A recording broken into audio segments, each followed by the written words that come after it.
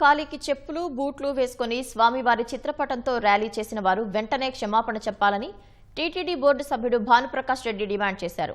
వెంకటేశ్వర స్వామిపై భక్తి ఉంటే ఇలా చేయరని ఆయన అన్నారు. శాసన మండలిలో జరిగిన పరిణామాలపై స్పందించిన భానుప్రకాష్ రెడ్డి వైసీపీ సభ్యుల తీరును తప్పుపట్టారు. భూమన కరుణాకర్ రెడ్డి చెప్పినవన్నీ అవాస్తవాలేనన్న ఆయన నెయ్యి టెండర్ నిబంధనల్లో మార్పు జరిగినప్పుడు మౌనం మునిగా ఉండి ఇవాళ మాట్లాడుతుంటే ప్రజలు స్వీకరిస్తారా అని ప్రశ్నించారు.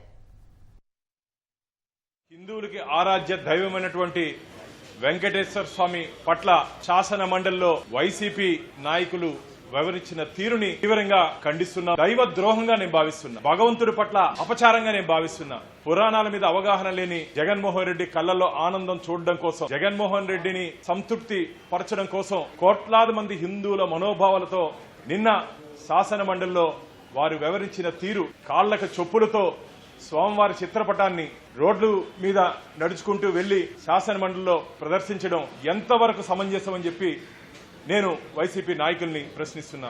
మీరు వెంకటేశ్వర స్వామి భక్తుల, యేసు భక్తుల నీకు సమానం చెప్పాల్సిన బాధ్యత మీ మీద ఉంది.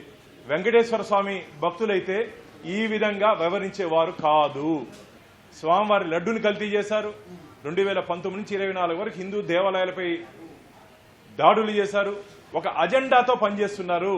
టార్గెట్ టీటీడీతో వైసీపీ నాయకులు పనిచేస్తున్నారు. ఇది మంచిది కాదు.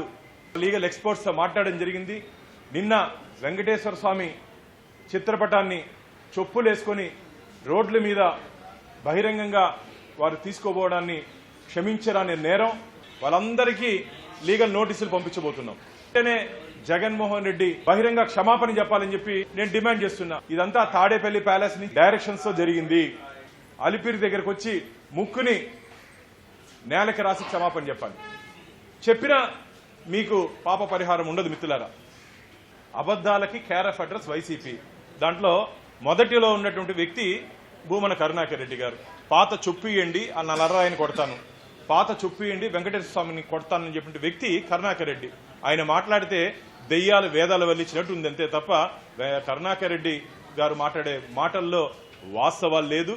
అంటే నేను ఒకటే అడుగుతున్నా కరుణాకర్ రెడ్డి గారిని, వైవి సుబ్బారెడ్డి గారు ఆ నెయ్యి టెండర్ 371 అజెండాలో మార్పులు చేసినప్పుడు మీరు బోర్డు మెంబర్ కదా, ఆ రోజు as MLA X official member కదా, ఈ రోజు ఏదో దైవము, దేవుడు, ధర్మము, దేవస్థానం మాట్లాడుతున్నావో ఆ రోజు ఎందుకు చిత్తశుద్ధి లేదు నీకు? ఇది మంచిది కాదు సుబ్బారెడ్డి గారు, దీన్ని పెట్టకూడదని చెప్పి బోర్డులో ఎందుకు ప్రశ్నించలేదు? దొంగలు ఒకటయ్యి ఈ రోజు మాకు నీతులు చెప్తారు మీరు. నీకు చిత్తశుద్ధి ఉంటే ఆ రోజే ప్రశ్నించి ఉండాలా. బోర్డు మీటింగ్ లో అజెండా నెంబర్ 371 ఆ గీ కొనుగోలులో మాడిఫికేషన్ చేసినప్పుడు ఇది మంచిది కాదని చెప్పి ఎందుకు ప్రశ్నించలేదు కరుణాకర్ రెడ్డి గారు? ఆ రోజు మౌనమురి ఉండి ఈ రోజు ఏదో నీతివంతుడు మారిపోయి మాట్లాడుతుంటే ప్రజలు ఎవ్వరు మీ మాటల్ని స్వీకరించే పరిస్థితులు లేదు. మీరు హిందూ ద్రోహులుగా ఆంధ్రప్రదేశ్ రాష్ట్ర చరిత్రలో మిగిలిపోబోతున్నారు.